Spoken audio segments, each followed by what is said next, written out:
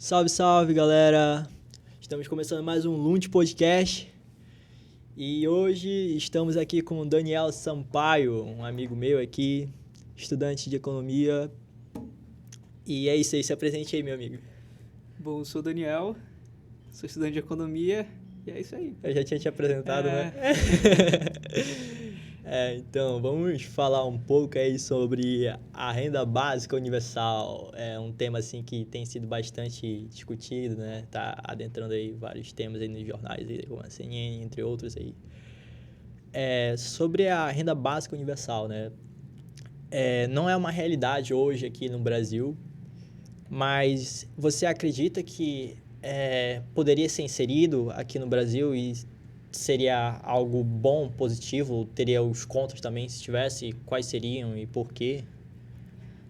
Quando a gente fala de renda básica universal, ela ganhou bastante força no Brasil, principalmente por conta da pandemia, né? Ela já não é que não tenha no Brasil, mas ela já influencia de algumas formas alguns programas, como por exemplo o Bolsa Família, que a gente já tem, e também, querendo ou não, é a influência direta para o auxílio emergencial. Tanto que a criação ou de uma renda básica que fosse universal ou mesmo que mínima, no caso, tirando a parte do universal, porque quando a gente fala em universal, é você distribuindo a renda para qualquer pessoa que seja, independente Da da classe renda, da social, classe social, da renda dela, etc.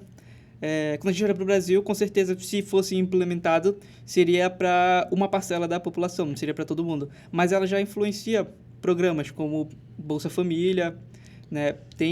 Traz essa influência disso e propriamente o auxílio emergencial. E a partir do auxílio ganhou ainda mais força no debate público, porque o auxílio foi muito positivo na pandemia, né? Isso é fato. Por mais que não tenha sido algo do governo federal, teve toda a briga no início, se seria R$200, depois conseguiram 500 e o Congresso conseguiu fechar em 600, mas o governo, querendo ou não, ele conseguiu aí estender até agora. Tanto é que foi semana passada, foi essa semana que foi divulgado que vão ter aí mais 3 parcelas, se eu não me engano. Sim, realmente eu vi esse negócio da divulgação, vão estender, né, o auxílio. Foi devido a um vazamento de um áudio, né, que teve recentemente numa conversa com Bolsonaro, entre outros. Mas enfim, falando sobre a renda básica universal, e você citou o auxílio também, eu acredito que tem uma diferenciação entre o auxílio emergencial e a renda básica universal, por conta que a renda básica universal, realmente, como você disse, independente da classe social. O emergencial é só algumas classes, creio eu, Não é nem classe, algumas pessoas, exato. né, tem um... Exato. Tanto que... Não, mas eu acho que entra, assim, a classe... Não, também, porque é destinado justamente às pessoas que têm uma renda menor e pessoas que são mais pobres. Por mais que o sistema que o governo adotou para definir quem pode ter ou não foi muito, do meu ponto de vista, pífio. Porque praticamente qualquer pessoa conseguiria, teve lá que vazou que até o filho do William Bonner usaram os dados dele e conseguiu Conseguiu. a pessoa que usou os dados dele conseguiu ter acesso ao auxílio. Então, Não foi administrada de uma forma assim para coletar todos os dados para ver se a pessoa era possível. E tinha gente que realmente necessitava e não estava recebendo. E também foi tudo muito rápido, né? Então, Sim, a gente está falando de uma pandemia que atacou, ninguém esperava, e aí rápido você tem que ver, por mais que demoraram bastante o Congresso teve que entrar em ação para pautar e aprovar. Mas, bom, felizmente ajudou muita gente e trouxe muitos pontos positivos. Realmente, como você disse, ninguém conseguiu prever, né, que ia ter um vírus aí surgindo da cidade de Wuhan, na China, e que ia atrapalhar aí a economia, entre outras atividades aí. Renda básica... voltando assim, ainda falando sobre renda básica universal, a gente tem um exemplo do Alasca, né? O Alasca tem, em média, hoje, umas 760 mil habitantes. E lá é visível, é existente, eles utilizam a renda básica universal. Cada indivíduo lá chega a receber $2.000 anualmente pelo governo. E eu acredito que seja mais difícil de aplicar uma realidade, trazer isso para a nossa realidade, devido à quantidade da população daqui do Brasil. entre as desigualdades também. O que você acha disso? É porque, primeiro, quando a gente fala de renda básica universal, o, quem, quem teoriza ela, né, que traz o economista que pega essa teoria para si e aprofunda bastante e dá conhecimento a ela, né, é Milton Friedman, né, considerado aí pai do neoliberalismo, ou um dos principais autores economistas neoliberais. A ideia do Friedman, ao pensar sobre renda básica universal, era o seguinte: todas as medidas que o governo tentasse adotar para ajudar pessoas mais pobres, que não fosse a redistribuição de renda, ela seria inútil. Então, é muito mais fácil você pegar o dinheiro e dar na mão de quem precisa. Mas ele não pensava que somente na mão de quem precisa, mas você deveria dar esse dinheiro na mão de quem também não precisa de uma ajuda do Estado. Porque o que o Friedman pensava? Você tem pessoas, pra vocês terem noção, a gente tem gente que não tem nenhum tipo de renda. Que você for conversar com a pessoa não tem renda, ela não sabe quanto, ela não tem um teto base de quanto ela vai ganhar por mês, mensalmente, ou então está desempregado e não tem condição, né? Enfim, a partir de uma renda básica universal, você pega uma pessoa que diante do mercado é invisível, uma pessoa que para a economia ela é um nada, e aí, putz, você ativa mais um ente dentro da economia, né? A pessoa que estava invisível lá dentro, que ela não tinha condição nenhuma, a partir de agora ela tem condições de entrar, de consumir e assim até mesmo ajudar o Estado, porque o Estado retém de novo, né, com arrecadação e tudo mais. Hoje em dia, em alguns estados, não posso nem dizer em alguns estados, mas posso dizer especificamente em Maricá, no Rio de Janeiro, isso é uma realidade na cidade. Algumas pessoas, dependendo da classe, que recebem até, creio que 3 salários mínimos ou 4, recebem uma renda básica universal. A ideia surgiu em 2016 e até ao ano de 2026, creio que essa realidade seja para todos os cidadãos que moram na cidade de Maricá. E isso é algo assim que o objetivo, né, é a melhoria de vida para que o cidadão possa ter, desfrutar mais tanto assim no lado alimentício, um bem-estar, comprar uma roupa, e não só para o cidadão, a ideia é justamente transformar o Estado em um Estado cada vez mais eficiente, porque é muito mais eficiente você dar o dinheiro na mão da pessoa do que qualquer outra coisa. Um grande exemplo disso, por exemplo, o Bolsa Família é um sucesso no Brasil. Não tem um programa de redistribuição de renda que tenha dado tanto certo como o Bolsa Família. Ele é um modelo até mesmo para qualquer outro programa que venha surgir de redistribuição de renda Brasil afora. Ok? Então, é muito mais eficiente do que, por exemplo, quando o Lula, no governo dele, tentou criar o programa Fome Zero, onde o governo ia produzir um prato de comida para uma pessoa que não, fracasso, né? que não tinha condições de ter alguma coisa para comer. Só que o Estado ele ia prover essa alimentação desde o campo, desde o cultivo, até o prato estar pronto lá, até a entrega do prato na mão da pessoa para ela ter uma alimentação. Imagina o tanto de logística. A gente está falando de um país onde mais de 50%, né, das pessoas não têm acesso nem a uma água potável, a saneamento básico. Imagine o governo levar um prato de comida da forma como era pensado desde o cultivo para uma pessoa. Era extremamente impossível. Então, o Friedman pensava exatamente isso. Esse tipo de ideia é tola.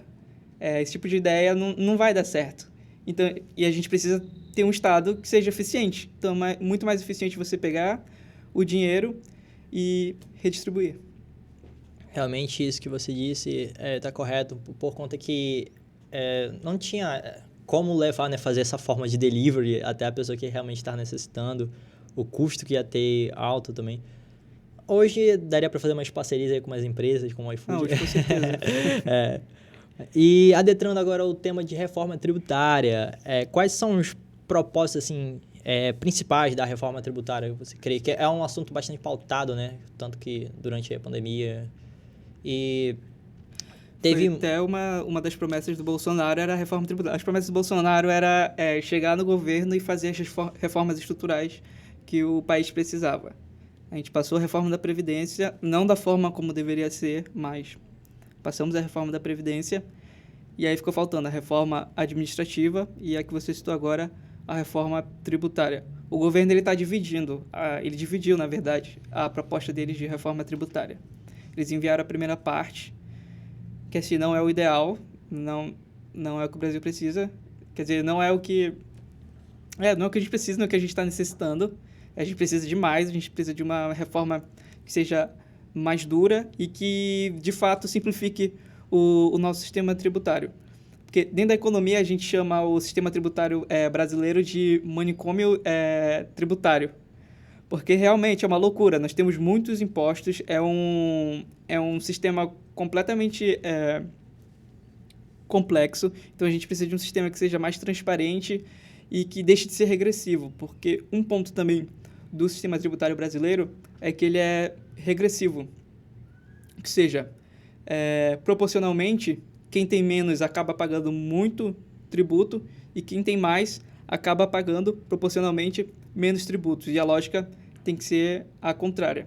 Isso porque o nosso sistema tributário foca no consumo e não na renda, que deveria ser feito. Para te ter ideia de quão louco é o nosso sistema tributário, no Piauí, se eu não me engano, o leite ele chega a ter mais de 8 alíquotas.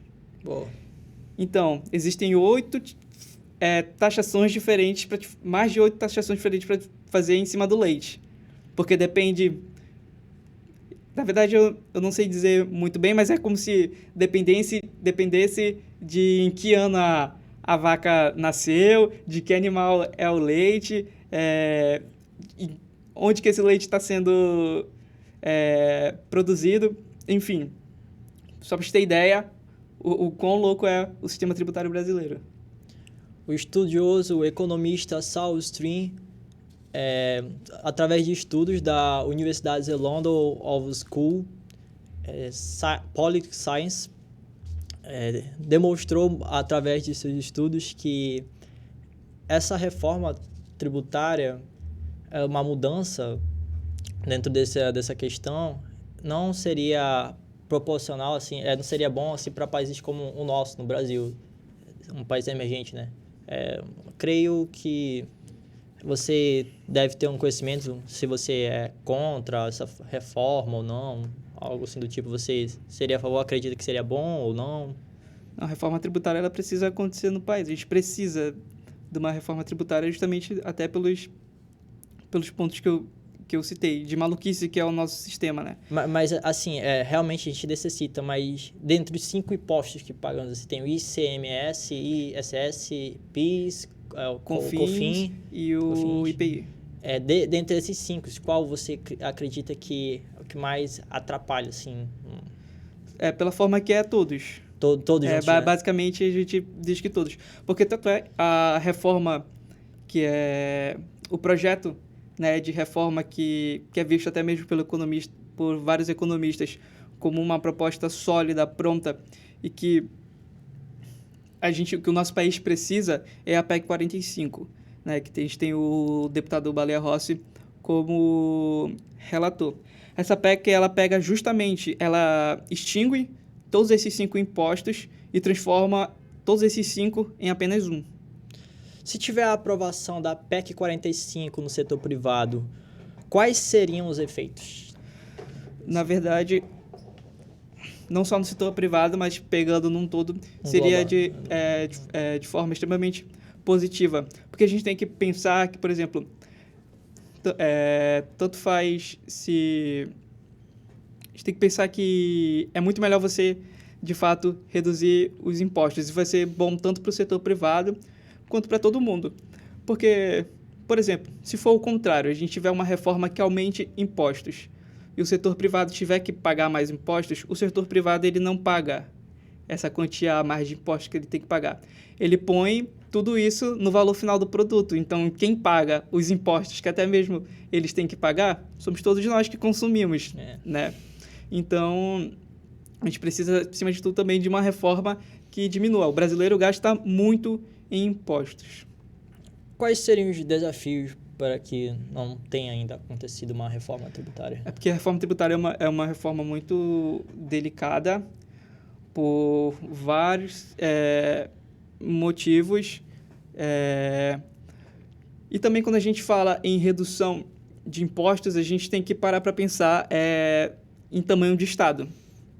O Brasil é um país muito inchado. A gente paga muito em privilégios para políticos, a gente paga o paletó que o político está usando, a gente paga muito, a gente tem muitos gastos desnecessários. A gente tem o Bolsonaro gastando aí mais de 2 milhões de reais em chiclete. Então, tudo isso requer impostos. Então, o Estado, ele sempre, do tamanho que ele é no Brasil, ele sempre vai precisar de um sistema tributário que cobre muitos impostos. E um dos desafios também é tanta complexidade do nosso país. Pegando aqui o nosso estado, o Amazonas, pegando a nossa cidade de Manaus, a gente tem um polo industrial de Manaus, a gente tem a Zona Franca, onde as empresas recebem incentivos fiscais. Por que é tão difícil fazer uma reforma tributária no Brasil? Porque precisa se olhar também para esses pequenos detalhes, como uma reforma tributária, ela vai afetar diretamente a Zona Franca de Manaus. Porque, principalmente, a que está sendo proposta a PEC 45, onde a ideia também é você dar incentivos para todo mundo. Então, o cara que está em Manaus produzindo, vai ser muito melhor ele pegar a empresa dele, desmontar e ir para São Paulo. Exato. E ir para o Rio de Janeiro.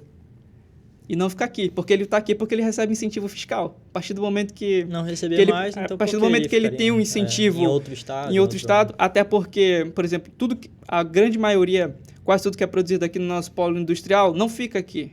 A gente só produz. Vai para fora. Nenhum dinheiro fica aqui. Aqui só fica salário de funcionário. O resto vai para fora. O gasto que a gente tem para só esses produtos que fazemos, fabricamos. E os gastos que o produtor tem de... Ele tem que produzir aqui, mas tem que levar para outro lugar para poder vender.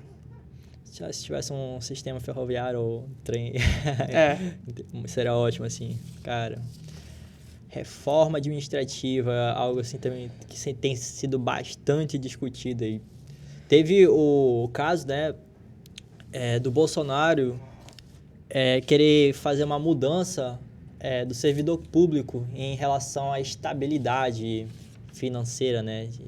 Porque um servidor público necessita fazer um concurso para adentrar, né, o cargo, e ele passa, se eu não me engano, uns 3 meses para poder tem 3 meses para ser validado lá. Os famosos 3 meses de experiência. Você acredita que isso seria algo bom, uma mudança dessa, ou estaria sendo assim, chocante assim, para quem realmente está se esforçando para passar num concurso? Porque um dos pontos para se fazer uma reforma administrativa no Brasil é justamente para a gente reestruturar as carreiras públicas que existem. Porque geralmente hoje no Brasil você presta concurso, você passa, e aí se você for chamado, você praticamente tem um emprego para o resto da sua vida.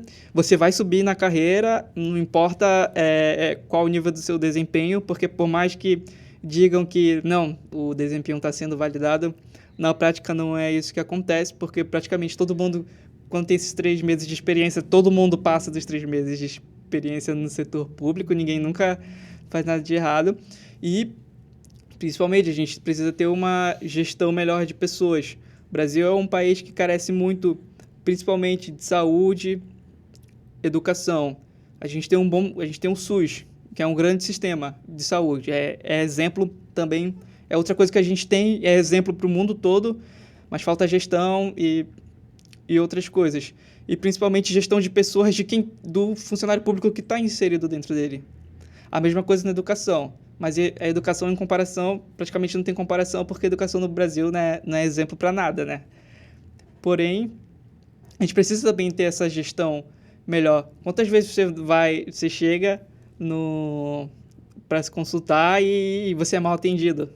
No SUS, você vai numa UBS, você é mal atendido, você vai no SPA da vida, você é mal atendido. Falta também esse senso de gestão de pessoas. Não olhar somente para o que o cara está respondendo quando ele vai fazer o concurso público, para as questões objetivas lá de língua portuguesa, matemática, mas e o pessoal do cara? Falta isso também. A gente tem que... na reforma administrativa, tem algumas pessoas, alguns políticos têm colocado em pauta essas questões de gestão de pessoas. Gestão de pessoas é algo que deve ser inserido independente do curso, do trabalho em qual a pessoa vá realizar, esteja realizando, porque qualquer seja lá a profissão, você vai estar lidando com outras pessoas, venda de mercadorias, entre outros, ainda mais no setor público, privado, enfim. Realmente deve ter uma melhora aí numa gestão de pessoas, de quem que vai estar lá trabalhando. Como você disse, você vai fazer um atendimento ali no hospital. Não vou generalizar, porque tem pessoas que realmente fazem um bom atendimento, mas visivelmente, se você for lá umas 10 vezes, das 10, talvez a metade aí, ou mais, você vai ser atendido de mau jeito. Mas é isso. Mas esse não é... A gente tem que sempre lembrar, quando a gente fala de uma reforma administrativa, esse funcionário menor, ele não é, de fato, o que precisa ser olhado. Claro, é importante, precisa ser olhado com muita atenção, mas quando a gente pensa em reforma administrativa, a gente tem que pensar principalmente na quebra de privilégios. O Brasil é um país onde a gente dá muito para o político. E às vezes é por isso que nós não temos políticas públicas eficientes, é por isso que o país não anda muitas vezes também. Porque o cara que ele conhece todo mundo, ele consegue montar um gado eleitoral, mas ele não tem nada para dar para o país. E ele quer chegar lá para ganhar, para ter os benefícios. Cara, uma coisa que eu fiquei assim, impressionado quando eu estava lendo foi realmente sobre ainda essa parte do servidor público, porque se houvesse uma mudança dessa, os futuros servidores públicos provavelmente não teriam essa estabilidade até o final da vida, se quisesse trabalhar e vai indo, eles não poderiam ter, mas os que já são servidores públicos iam continuar com os privilégios. Sim, na verdade, não é acabar com a estabilidade do funcionário público, mas se ele não for apto para o cargo, ele não deve ter essa estabilidade, da mesma forma como é no setor privado. Em muitas empresas, a pessoa entra estagiário e consegue chegar ao posto de gerente ou gestor de alguma coisa, mas isso vai da competência da pessoa. No setor público, muitas das vezes, na grande maioria, o cara não tem a competência ideal, mas da forma como está estabelecido, ele acaba chegando ao posto ao posto alto da carreira sem ter as condições ideais. Eu posso falar isso com tranquilidade, porque eu já trabalhei, eu trabalho tanto no setor privado quanto no setor público, mas eu não estou trabalhando a primeira vez no setor público, já trabalhei. Olha só, hoje eu trabalho na Frama, mas já trabalhei também na área pública voltada à saúde. E, cara, tem gente... quem era minha chefe lá da área da saúde, Deus que me perdoe, mas, pelo amor de Deus, não tinha condição nenhuma de estar onde estava. Abraço pra ela. Abraço pra ela. Eu não vou citar o nome aqui, né? Mas um beijo. Gosto assim, polêmico. Gostei muito. Privatização.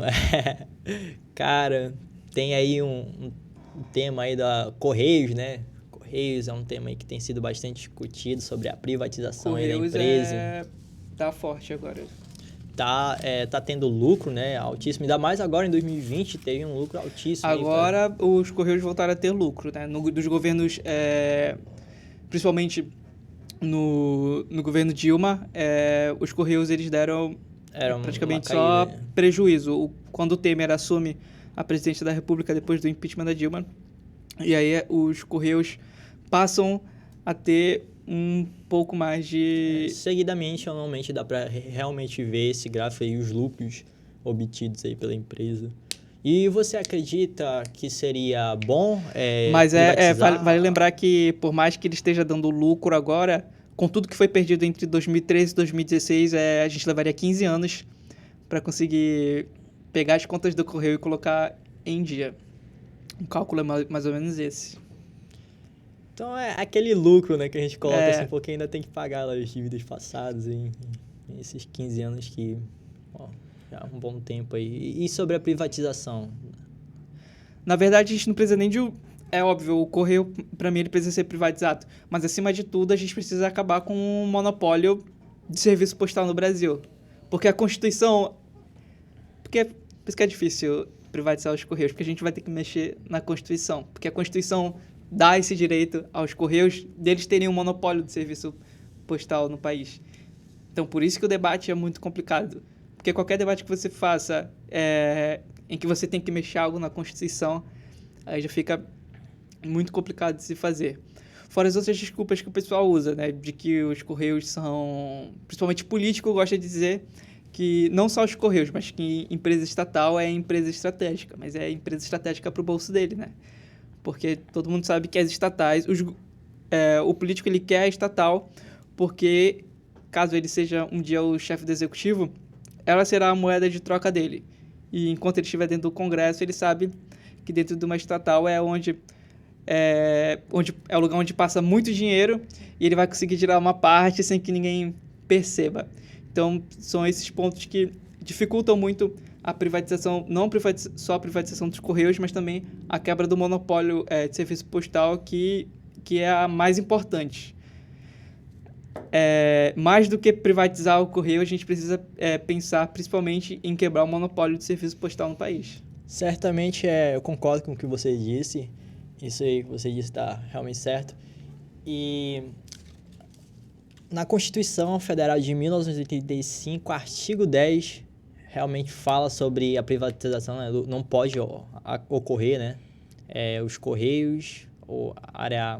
Baixa aérea também não pode, é algo nacional também. Não tem, os Correios também se tornam muito difíceis, justamente pelos prejuízos que ele tem, ele se torna muito difícil de privatizar, porque agora tu te coloca no lugar do empresário, tu ia querer comprar um negócio que tá cheio de dívida, prejuízo enorme aí acumulado para te resolver a bronca, sem contar que tem muitos funcionários, o Correios tem um número enorme de funcionários.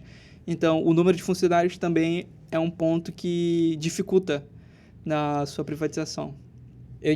Eu falei sobre um economista, Saul Stream, formado na The London School of Political Science. Tinha falado uma besteira. Esse político, ele falou sobre a privatização. Ele disse que privatizar uma empresa, como um país como o nosso, é algo que pode ser prejudicial na maioria das vezes. Consertando, né, o que eu tinha falado. Prejudicial, é uma desculpa, vou dizer que é uma desculpa, mas é um argumento que é muito usado do ponto de vista que o Brasil é um país extremamente desigual, né? Então, a ideia que se tem é que se você privatizar, por exemplo, os Correios, a pessoa que mora lá no Monte Oreb, jaz aí o Monte Oreb, né, que já se foi. Monte Oreb. Também não existe mais, parece, aqui na cidade. Existe. Mas a ideia era que, por exemplo, uma pessoa que morasse no Monte Oreb não seria interessante para a empresa privada fazer o seu serviço postal para um morador de lá. E se fizesse, o frete seria muito caro, né? O que os Correios conseguem anular. Esse valor de frete é alto, e independente de onde a pessoa mora, né, eles vão até lá. Você acredita que seria maior, assim, mais fácil, seria mais acessível se fosse privatizado determinada empresa, seja a empresa a ter assim, uma vaga, seja mais possível para uma pessoa poder adentrar um cargo, digamos, os Correios. Para entrar no Correio, você precisa concurso. Se privatizada... Não, você não tem mais concurso. Aí chega lá uma pessoa, aí manda um currículo. Isso, a mesma coisa que uma empresa privada. Você vai mandar o currículo e aí você vai ser contratado por mérito do seu conhecimento no serviço postal. Não necessariamente no... Porque quando a gente fala em concurso público, né, uma prova de concurso público, ela não tem só os pontos... Por exemplo, um concurso para Correios, ele não vai ter só o que diz respeito a serviço postal. Vai ter lá questões de língua portuguesa, questões básicas para o cara responder. Muitas das vezes o cara tem um conhecimento grande nisso e acaba passando em concurso por conta disso, não necessariamente tendo conhecimento do cargo em que ele vai ter que administrar. Ao decorrer do tempo, né, houve um estudo na Universidade de Oxford, juntamente com o Banco Universal, e chegaram no resultado que no Brasil os preços subiram assim rapidamente, a questão da economia. Por que você acredita que isso foi algo que se tornou realidade? Mas isso diz durante a pandemia? É. Durante a pandemia, bom, existem alguns pontos que a gente pode destacar ao aumento de preços durante a pandemia. Principalmente a gente pode pegar o arroz como um principal exemplo. 30% o arroz. O arroz subiu muito 30%. durante a pandemia. E a gente tem alguns pontos, como por exemplo, era um período de entre safras, a gente tinha alta do dólar. A alta do dólar. E a gente tem a alta demanda. Alta demanda tanto interna quanto externa. O Brasil é um grande país agroexportador. Então, e aí você tem o dólar alto. Se tu é o produtor, meu amigo, tu vai querer receber em dólar ou tu vai querer receber em real? É óbvio que tu vai querer receber em dólar. Porque o dólar a gente não sabe onde é que ele vai parar. Na semana passada teve uma queda, eu não lembro agora, mas ele bateu abaixo de 5, se eu não me engano, ou bateu 5. Ontem já estava 5,27 de novo. Futuramente eu vou querer em yuan. E a galera falando, não, pô, caiu, agora tem um cara aí que se diz investidor, né? Tem um canal aí, o Café com Ferro, eu acho que é alguma coisa assim. Aí bateu 5, aí ele falou, caramba, bateu 5, agora vocês podem esperar que para as próximas semanas é 4,54, aí passou 2 dias, tá 5,27 já de novo. Então a gente tinha o dólar muito alto, ainda tá muito alto, e aí é muito mais viável para o produtor ele vender para fora e receber em dólar do que ele vender aqui. E a gente é um grande país agroexportador. Você estava no momento de muita exportação, principalmente pelo preço do dólar, mas você também estava com uma demanda muito grande internamente, principalmente por conta do auxílio emergencial. Porque com o auxílio emergencial, o cara geralmente ia no supermercado, ou geralmente as pessoas estão usando esse dinheiro principalmente para ir no supermercado e comprar alimentos básicos. E o arroz nada mais é do que o alimento básico. Então, passou a ter também uma forte demanda no mercado interno. Tanto tão grande que, por exemplo, as pessoas estavam usando, indo no supermercado e estocando quase tudo. Então, praticamente subiu muito a quantidade que uma família comprava, por exemplo, de arroz para um mês, pelo medo, né, da pandemia e tudo mais. A condução do presidente Bolsonaro, presidente da República, o que você acha sobre a atuação dele? Bom, Bolsonaro diante da pandemia, né? Durante a pandemia. Durante a pandemia. Cara, é louco de pensar porque em 2019 o governo ele consegue aprovar a reforma da Previdência com até políticos de oposição votando a favor da reforma. Tabata Amaral é um grande exemplo. A esquerda bateu muito nela, mas ela foi lá e votou a favor da reforma porque ela reconheceu que, de fato, o Brasil precisava de uma reforma previdenciária. E também isso é um fato para uma coisa que a gente tem que dizer, porque qualquer um presidente que assumisse, Bolsonaro infelizmente venceu a eleição, né? Mas qualquer outro que vencesse, ele teria que fazer a reforma da Previdência. Não tinha outro caminho. E o próprio Ciro Gomes, por exemplo, que bateu na Tabata por ela, que eles são do mesmo partido, né? E por ter votado a favor da reforma, era uma das principais propostas de campanha do Ciro Gomes no campo econômico. Além de tirar o nome de todo mundo do Serasa, uma das principais propostas dele era de reforma previdenciária. Então o governo começou bem, né? O governo começa bem. O Bolsonaro disse que ia colocar ministros técnicos, e ele põe esses ministros técnicos de fato. O time inicial de ministro do Bolsonaro era para você não colocar defeito algum, salvo o ministro da Educação, que é o Ministério da Educação, de fato, sempre tem o problema. E o Ricardo Salles também, né? Mas fora isso, você não podia falar nada do time de ministros. E aí, putz, vem a pandemia. Olha a chance que o Bolsonaro tinha de se tornar... O Brasil nunca passou por uma crise sanitária, como é que está passando. Ele teve a chance de pegar isso, usar tudo ao seu favor e se transformar em um ídolo, né? É ídolo para muita gente, né? Não sei porquê, mas, pô, imagina, ninguém ia poder falar pro cara, galera que era contra o cara por questões mais comportamentais, né? Que ele era homofóbico, machista, etc. Pô, os caras nem iam... Pô, o cara tá salvando o país aí dentro da maior crise sanitária. E ele fez tudo o contrário, né? Aí ele fez tudo errado. E além de uma crise sanitária, vem a crise econômica junto a isso, ele conseguiu instalar uma crise política no país.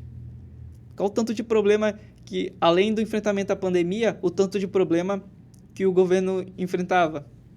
Você teve a saída do Moro, você teve aquela reunião gravada que soltou para todo mundo, você tem o Queiroz sendo pego na casa do advogado dele. Então, fora a condição da pandemia, né, tem muitas outras questões por fora que atrapalharam, que o governo também, governo até usou para fazer cortina de fumaça dentro da má gestão que eles sabem que estão fazendo na pandemia, né? O Bolsonaro, quando a gente vai falar da condição dele na pandemia, ele está fazendo o contrário de todo mundo, né? Exato. Ele é o cara, ele diz que não tem um discurso que para não uso de máscara, mas é notório que ele... Quando falam da posição dele, assim, em relação à pandemia, a imagem, a figura que vem na minha cabeça é aquela foto que ele tá com uma criancinha, sabe? Ele tira um vídeo, né? Ele tira a máscara. Rapaz, cara. Mas ele tinha que fazer só o básico, né, cara? Tipo, se ele aceita a proposta lá da Pfizer, pronto, acabou. Tipo, acho que ninguém ia ter nada pra dizer do Bolsonaro, mas ele não conseguiu fazer o básico, ele não conseguiu usar máscara, que era o básico. Diante de uma crise sanitária, ele não conseguiu fazer o básico, que é usar máscara. A Pfizer, ela tava num valor que eles acharam caro, né? O governo Bolsonaro achou caro. E compraram bem mais cara, né? Que isso aí, agora com o caso da Covaxin, fica notório o quanto o governo não tava nem aí pra pandemia e o quanto foi negligente. Porque a desculpa de não ter aceito... Acaba sendo contraditório nessa compra. Foi extremamente contraditório. Porque a desculpa de não ter aceito a proposta da Pfizer é que a Anvisa não tinha aprovado, que era muito caro. Tava caro. Aí eles fecham um acordo de compra com a Covaxin, que a Anvisa ainda não tinha aprovado e não aprovou. A Anvisa até agora nem vai ter mais eles fazem tipo não sei explicar, mas uma sabatina, sei lá. Não é sabatina porque a vacina não fala nem nada, né? Mas eles fazem a análise lá, tudo ao vivo, direitinho, aí tem que ter os votos. Tipo, nem isso vai ter, porque tá faltando o documento e tudo mais. Então, o governo, ele fecha o acordo de compra com uma vacina que não foi aprovada e que é muito mais cara que todas as outras que estão no mercado. Então, tipo, eles vão ao contrário de todas as desculpas que eles deram para, por exemplo, não terem fechado tanto com a Pfizer e não terem aceito as propostas iniciais também da Coronavac. E lembrando também que, supostamente, não sei se ainda se já foi confirmado, teve o esquema lá da propina, né? Cada dose era $1 aplicado, né? A cada dose, $1 de cashback pro governo Bolsonaro. Esse cashback para as picanhas aí, final de semana aí, com a família. Ou pra motociata, né? Que vai ter. Pra motociata do Bolsonaro que vai ter aí. Avenida das Torres, parece, não sei. Eu quero estar longe, só. Não sei onde vai ser, eu quero estar longe, só isso. Eu só chutei porque a Avenida das Torres é longo, né? Mas, enfim. Tá montando um perfil bacana para as eleições de 2022, né? Já. Não, principalmente. O Bolsonaro, desde que ele foi eleito, ele vive em campanha. Até porque vamos lá. Quando o Bolsonaro abre a boca dele, geralmente sai algo que não é muito agradável. E a galera fala, pô, mas é isso aí mesmo, eu votei no cara por conta disso. Tamo junto. Mas beleza, o cara tá assim, mas agora ele é presidente da República, pô. Ele tem que ter a postura do presidente da República. E ele faz isso porque ele sabe que tem uma parcela da população que se identifica com aquilo. E é uma forma também dele manter o curral eleitoral dele. E de estar fazendo campanha. Ele tá em campo. O Bolsonaro é um cara que tá em campanha o tempo todo.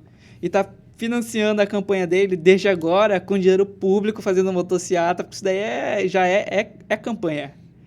Ele já tá em campanha fazendo motociata e usando dinheiro público de forma irregular. Falando em motociata... E olha que não tinha dinheiro para comprar vacina, não tinha dinheiro para auxílio, mas tem dinheiro para fazer motociata. Falando em motociata, aí já citaram que ele é homofóbico, né? Mas no dia dos namorados ele fez a maior motociata LGBT. Não, ele fez aquele... Falando que o Bolsonaro é homofóbico, mas no dia dos namorados ele fez o maior ato homossexual LGBT da história do país. Ai. E tá chegando aí, 2022. 2022 tá chegando. Quem você acredita que... Ó, tem vários aí. Tem o Danilo Gentili, tem eu já quase falei Dário, o Dória, né? Aí é o PSB, né? Com o exemplo da dona, né? Do Magazine Luiza. Cara, Tá vindo aí cada candidato. Até o Luciano Huck, eu não sei se isso Não, o Luciano Huck não vem não. Ele já confirmou que... Ele já renovou com a Globo. Cara, 2022 o cenário que a gente tem é praticamente catastrófico, porque na verdade está ficando menos agora, porque uma possibilidade de terceira via, um candidato que venha de fato com apoio de outros, eu já explico melhor tudo isso, ele é um candidato que tem reais chances de conseguir vencer o Bolsonaro ainda em primeiro turno e ir para o segundo turno com o Lula. Se o Lula não for para o segundo turno com o Bolsonaro, o Lula não vence. O Lula e o Bolsonaro eles só têm chances de vencerem indo os dois para o segundo turno. Infelizmente, o cenário que a gente ainda tem é do Lula e do Bolsonaro indo para o segundo turno, que é um cenário catastrófico, né? De um lado, a gente tem um cara que formou o maior esquema para desvio de dinheiro público, porque o que o PT fez foi fazer o que a gente chama de presidencialismo de coalizão, né? O tal do toma lá da cá, eles conseguiram estabelecer isso de forma muito forte, né? Eles criaram um esquema de corrupção para se manter no poder.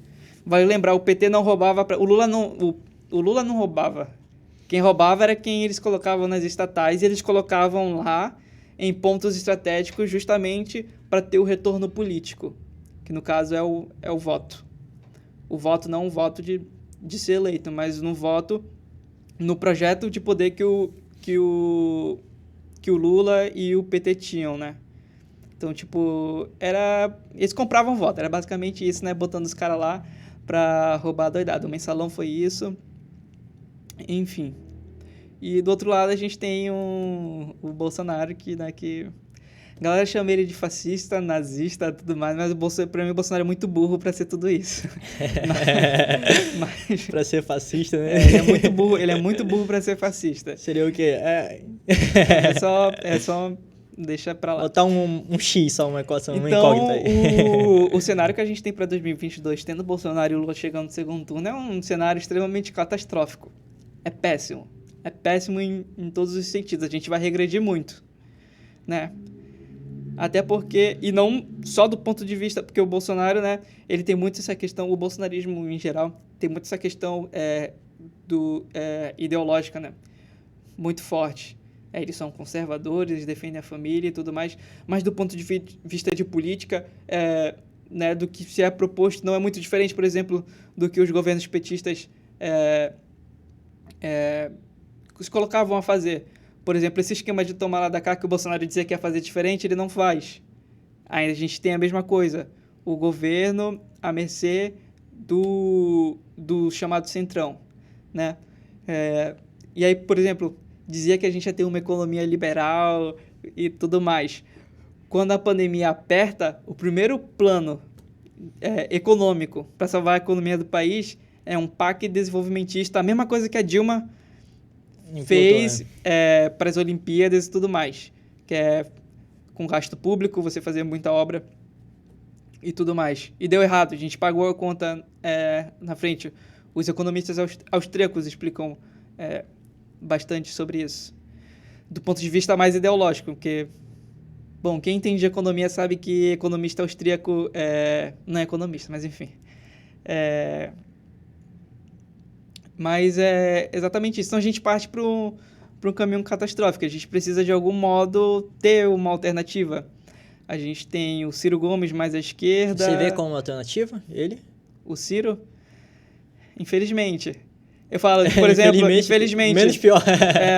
Porque, assim, o Ciro é um cara que, principalmente quando a gente fala sobre economia, é um cara que eu discordo de praticamente tudo do que ele defende, porque ele é um cara desenvolvimentista também. Mas ele, em comparação a Lula e o Bolsonaro, o Ciro é um cara que tem projeto. Ele tem um livro que ele lançou ano passado. Tanto que ele apresentou no Flow. O livro é o plano de governo dele, caso ele um dia seja eleito presidente do Brasil. Então, o Ciro tem um plano. Por mais que seja horroroso, por mais que eu não concorde com esse estilo mais desenvolvimentista. E, segundo, ele se mostra um cara mais palpável e mais aberto ao diálogo do que o Bolsonaro. O Bolsonaro não tem diálogo nenhum, né? Não existe diálogo com o governo Bolsonaro. E com o Lula também é mais difícil, porque se tentar ter diálogo, aí ele já comprou o tanto de voto que ele precisa ter para aprovar alguma coisa, né? E essa é a conversa. Então, o Ciro é um cara que se mostra mais aberto ao diálogo. Na verdade, também montei minha planilha de possibilidade para o segundo turno de 2022, que se for Bolsonaro e Lula, eu nem saio de casa para votar. Se for Bolsonaro e Lula e Ciro, infelizmente, eu saio de casa, aperto 12, chorando na urna. Passa um álcool depois. Mas eu acabo votando no Ciro. Se for o Bolsonaro e Lula contra o Boulos, se for Bolsonaro e Lula contra o Boulos também, por exemplo, também não saio de casa para votar. Mas muito difícil a gente vai ter esse cenário, porque o PT já fez um acordo com o Boulos, né, para ele vir deputado federal agora e ter o apoio do PT para próximas eleições para governador de São Paulo. Não a de 2022, a de 2026. E aí a gente tem as outras possibilidades. Temos o PSDB, né, com o Dória, né? O PSDB, na verdade, eles vão ter as prévias, né, do partido. Já está tendo, na verdade. E aí tem 3 nomes que despontam. Tem o Dória, o Eduardo Leite, que é o governador do Rio Grande do Sul, e o senador Tasso. É muito provável que o Tasso seja o representante do PSDB, porque da forma como é votado dentro do partido, né, vale muito essa questão do político tradicional e tudo mais, quem tem influência dentro do partido, e o Tasso, ele tem esses traços, então é muito provável que ele seja. Mas o Eduardo é um cara que, principalmente na última semana, ele se assumiu homossexual, né? Então, gerou muita repercussão. Óbvio que é tudo calculado também, quando a gente está falando de política, né? É lógico que ele deixou para revelar... Tipo, sempre foi um debate a sexualidade do Eduardo Leite, mas ele revelou na semana passada. Então, óbvio que teve um cálculo político em cima disso, política, porque as pessoas acabam... alguns grupos acabam que não aderiam, até porque o Eduardo Leite é um cara liberal economicamente. Grupos que já não aderiam tanto a ele agora podem aderir pelo fato dele ser homossexual, né? Então tem um fator político ali. E o Dória, para mim, putz, tem um amigo, Marcelo Cerudo, um beijo, Marcelo, que diz que em qualquer país sério, o Dória venceria a eleição de 2022 em primeiro turno. E, cara, se for parar para pensar, comparado a Lula e Bolsonaro, e entre todas as outras opções que podem surgir, tanto dentro do PSDB mesmo, o Tasso, o Eduardo Leite, outros nomes como o Mandetta, o Sérgio Moro, o Dória é o cara que tem o arsenal político para bater de frente com o Lula e o Bolsonaro. Porque o Dória é o cara que se não fosse por ele, a gente não teria vacina hoje. Desses 3 possíveis candidatos para as eleições de 2022, esses 3 não chegaram a entrar na tua planilha, não? Falei, opa, quem sabe? Não, eles estão na planilha. Se for qualquer outro nome, com exceção a Bolsonaro e Lula e Bolsonaro versus Boulos, eu tô votando. Tem, okay. Até na Marina eu tô votando, infelizmente também. Tá, o parêntese nos 2, aí o resto aí já vai entrando. E você tem o Mandetta, que seria uma opção viável também.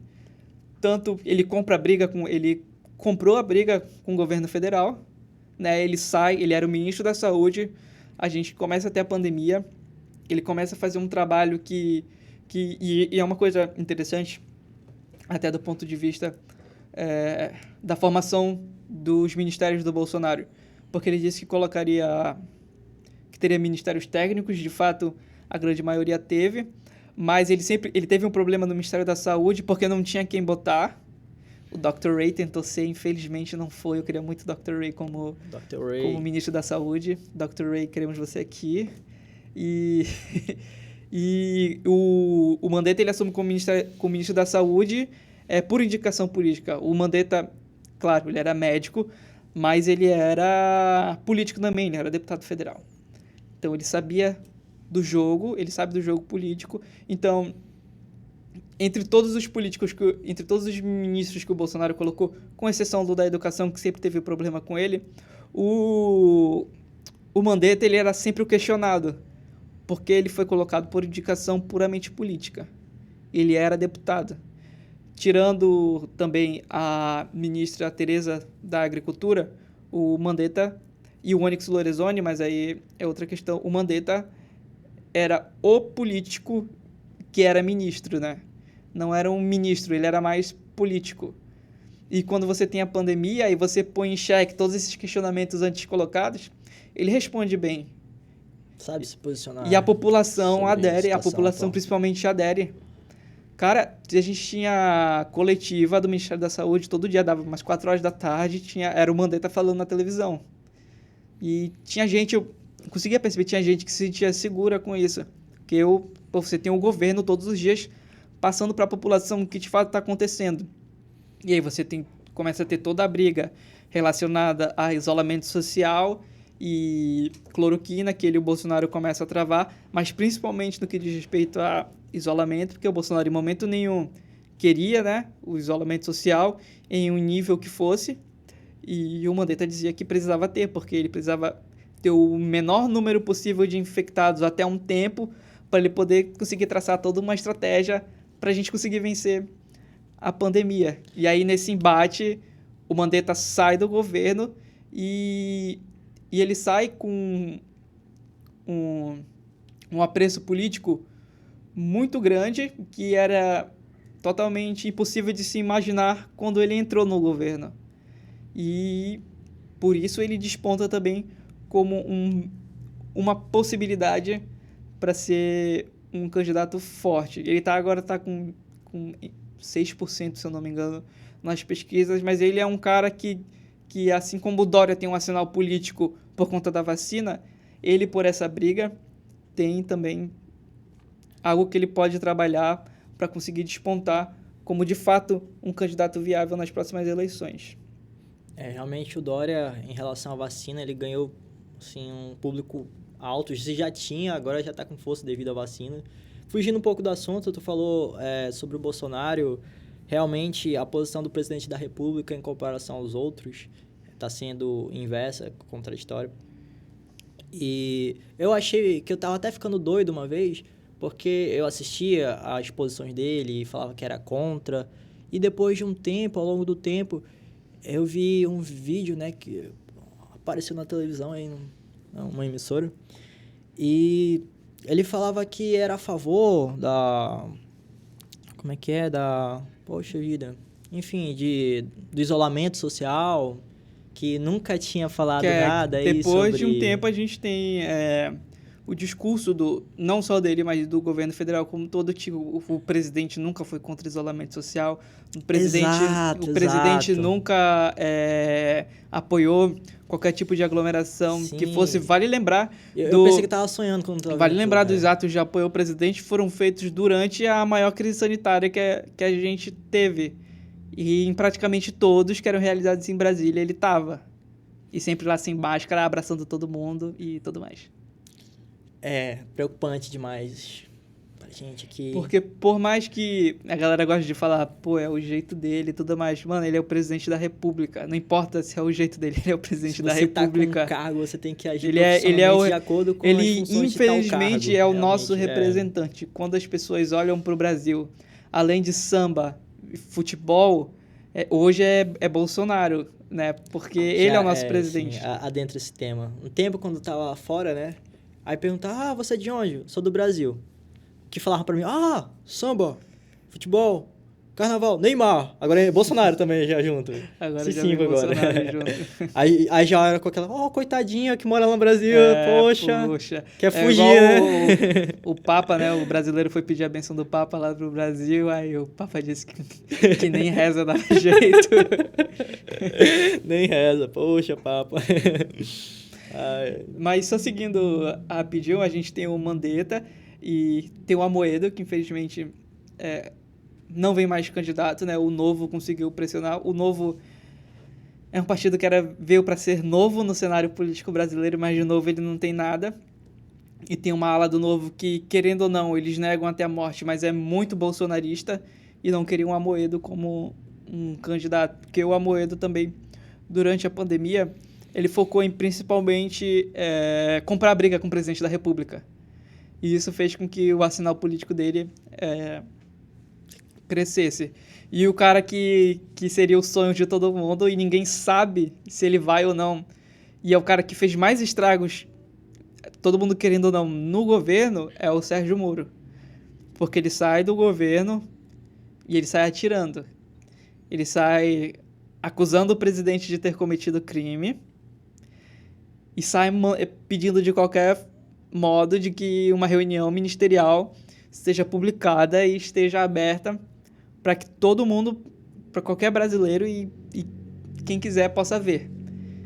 É aquela reunião ministerial lá, né, que foi ao ar. E o Moro, então todo mundo pensou, cara, o Moro tá jogando o jogo político.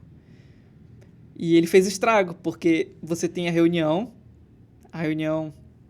aí após isso, o que acontece com o governo? Você tem o Nelson Teich, que era o ministro da Saúde até o momento, saindo do governo. Você tem uma série de operações iniciadas para investigar o ministro do Meio Ambiente e o ministério como um todo. E aí você tem ele deixando o cargo e vários indícios de corrupção dele e da pasta dele. Você tem o ministro da Educação na época, que era o Abraham Weintraub, sendo praticamente exilado, né? Hoje ele mora nos Estados Unidos, se ele pisar no Brasil ele praticamente é preso. E, cara, você tem isso, então teve um estrago e isso foi muito forte. E a visão que todo mundo teve foi, cara, o Moro tá jogando o jogo político, é ele em 2022, ele vai vir. E, bom, até agora a gente não sabe nenhum paradeiro do Moro. O Moro de vez em quando só ele posta algumas coisas. Dá um hello no Twitter, né? Dá um hello no Twitter. Tô vivo. E ninguém sabe se de fato ele vem como candidato. Mas se ele vier, muito provavelmente ele é o cara que de fato vai conseguir bater de frente tanto com o Bolsonaro e o Lula. Certamente. E, cara, assim, a gente já foi colega de turma, né? E não passou assim na minha cabeça. Agora, obviamente, já sei, né? É bem gritante, é visível.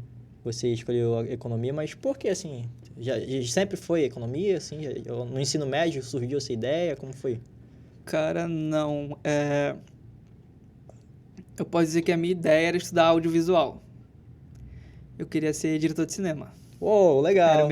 Era o meu sonho. Eu poderia pensar nisso, que o teu exposto lá de cima... E aí, quando tava chegando a época de vestibular e tudo mais, aí tinha que escolher no vestibular eu sabia que na UEA tinha esse curso de audiovisual.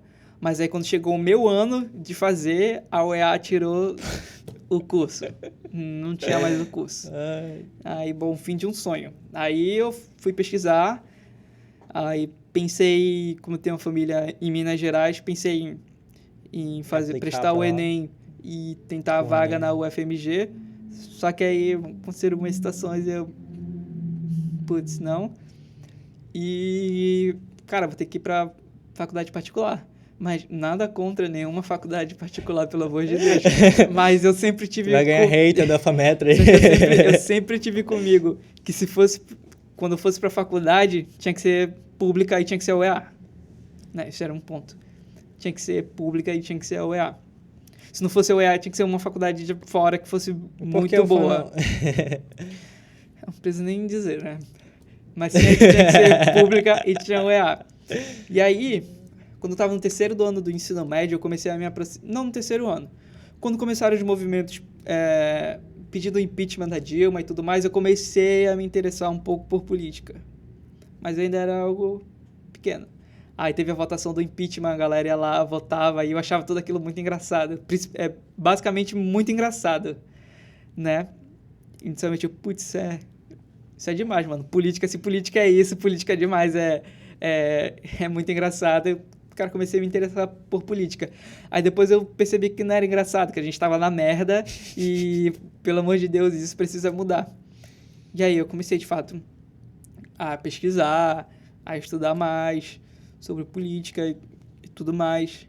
E aí eu comecei a pensar, putz, eu vou fazer um curso onde o que eu aprender lá, eu possa principalmente entender o cenário político que a gente está vivendo. A gente está vivendo atualmente. E então, aí tinha uma questão, eu sempre fui, vou dizer, muito bom, mas eu tinha facilidade com matemática no ensino médio. Não no ensino médio, mas eu sempre tive muita facilidade com matemática. Isso é a maior mentira que existe. Se você acha que você é bom em matemática na escola e que você, por conta disso, você tem que fazer um curso que envolva cálculo e matemática, isso é a maior mentira do mundo, que quando eu entrei em economia eu percebi que eu não era tão bom assim. Mas eu sempre tive muita facilidade com matemática e queria um curso que eu estudasse política também dentro dele. Aí eu pensei... tinha um fator matemática, então meu pai queria que eu fizesse engenharia, alguma coisa voltada assim. Mas nada contra nenhum engenheiro, é curso de otário. Em economia a gente diz muito que engenharia é curso de otário, mas eu não deixa gosto quieto. mais de você. Mas deixa quieto. Aí eu, putz, não, engenharia não quero isso. Virar Uber depois, pô, uma merda. Ei, pô, olha os Ubers aí. Ganhou mais hate agora. Aí eu pensei, putz, vou ganhar dislike por conta de ti.